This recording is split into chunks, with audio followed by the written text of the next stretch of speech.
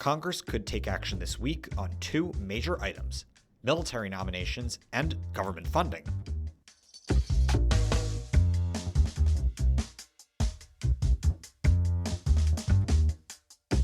Produced by Defense News and Military Times, this is the Early Bird Brief. Each morning, we bring you the defense and national security news of the day. This would be a devastating blow, first of all, to our service members at a very human level.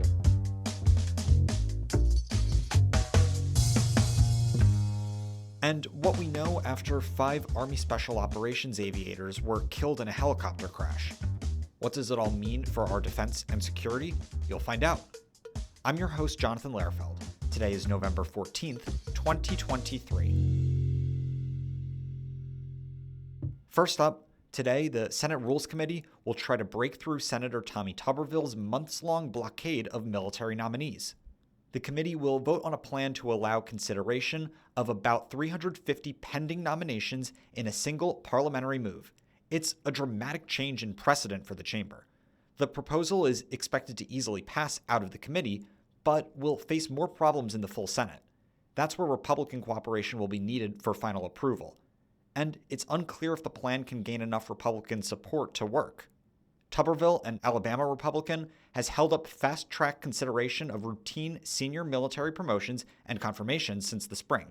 He's repeatedly cited his objections to the Defense Department's abortion access policy as the reason for the hold.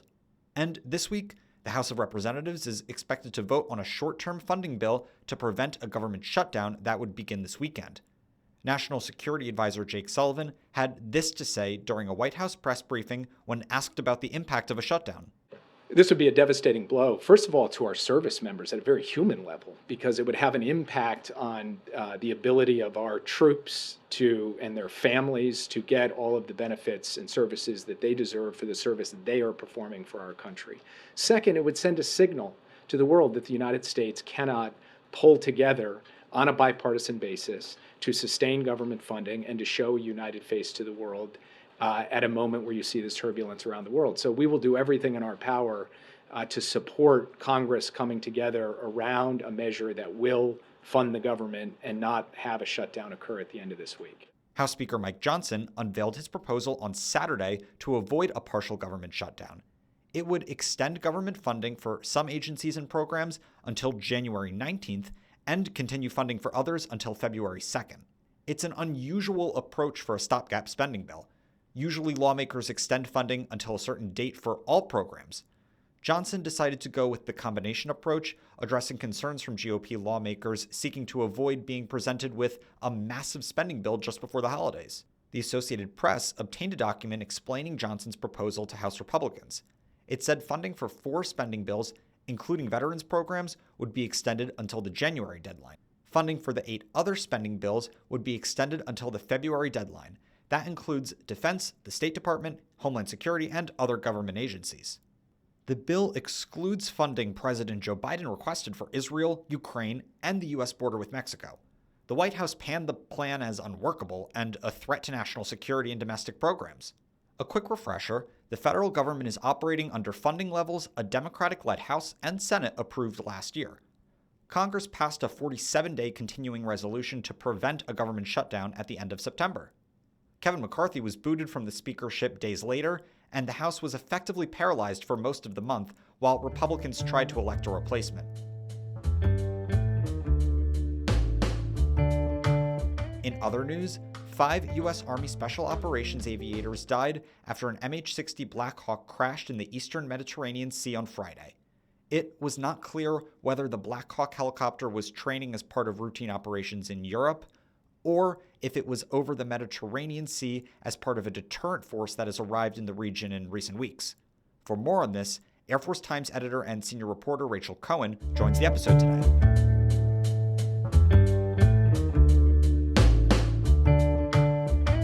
Hey Rachel, can you tell us more about this incident? What happened after the crash? Yeah, on Friday night, there was a helicopter with 5 Army Special Operations troops that were going out for a training exercise. They were going up to refuel the helicopter.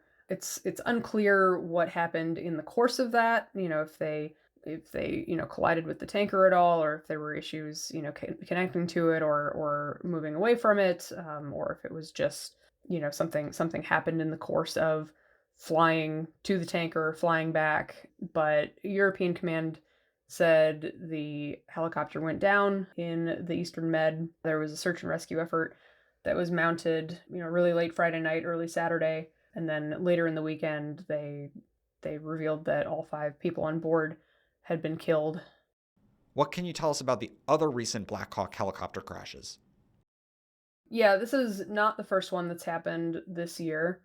Back in March, there were 2 Black Hawks that collided in midair. They crashed and 9 people were killed. So that crash was near Fort Campbell in Kentucky. There was another crash, UH-60, in February that, just the helicopter's, position in the sky as it was coming in, they weren't able to land it smoothly, and it crashed, and that killed 2 soldiers as well. It's unclear if there's going to be wider, calls for investigations into kind of the state of the helicopter force this year. But, obviously it's been a very sad year for everybody involved.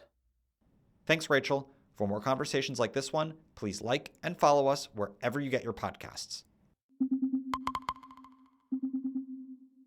Also on the radar for today, U.S. Defense Secretary Lloyd Austin said the U.S. conducted airstrikes in eastern Syria over the weekend. U.S. forces conducted precision strikes in eastern Syria against 2 facilities that are used by Iran's IRGC and affiliated groups. And I just want to remind you that these strikes are intended to disrupt and degrade the freedom of action and capabilities of these groups, which are directly responsible for attacks on U.S. forces in Iraq and Syria. This is the 3rd time in a little more than 2 weeks that the U.S. has conducted strikes against the Iranian-tied weapons depots in Syria. The strikes have been in response to a growing number of attacks on bases housing U.S. troops in Iraq and Syria. Militant groups, many operating under the umbrella of the Islamic resistance in Iraq, have carried out nearly 50 attacks since October 17th on bases housing U.S. personnel in Iraq and Syria. The Pentagon has warned that Iran-backed militias will continue the escalation of attacks on troops in the Middle East, but officials have not specifically linked the attacks to U.S. support for Israel in its war with Hamas. According to the Pentagon, about 56 U.S. personnel have been injured in the attacks in Syria and Iraq, but all have returned to duty.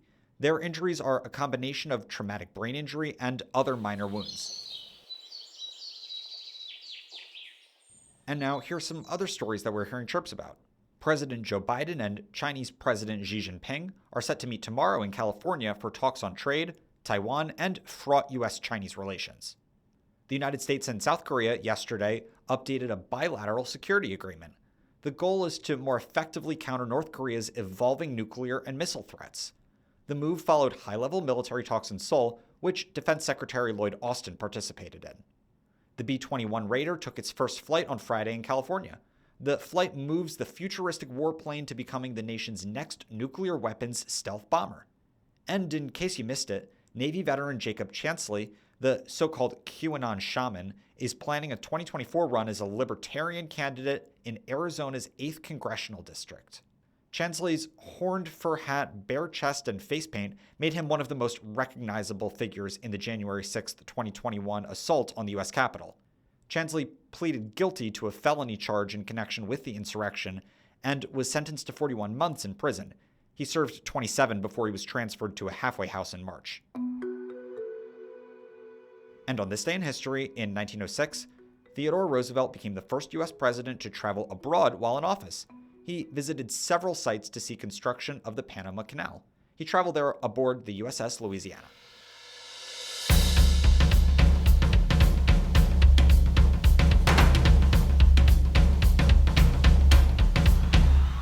That's it for us this morning. To get more of the top stories and breaking news, go to defensenews.com/EBB to subscribe to the Early Bird Brief newsletter.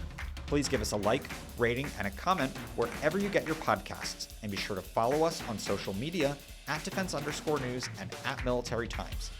The Early Bird Brief is hosted by me, Jonathan Lerfeld, and today is produced by our video team.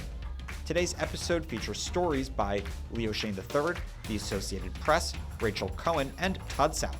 Our editor-in-chief is Mike Gruss. Have a great day.